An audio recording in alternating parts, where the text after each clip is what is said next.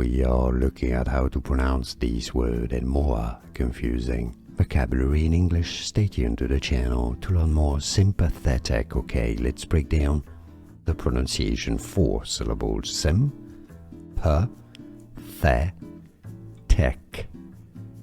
That's British English pronunciation. Stress on the the syllable on the third syllable. Sympathetic. Or in American English in the US it's said as sympathetic. We are looking at how to pronounce these words and more confusing vocabulary in English. Stay tuned to the channel to learn more sympathetic. Okay, let's break down the pronunciation. 4 syllables. Sim, per, the, tech. That's British English pronunciation.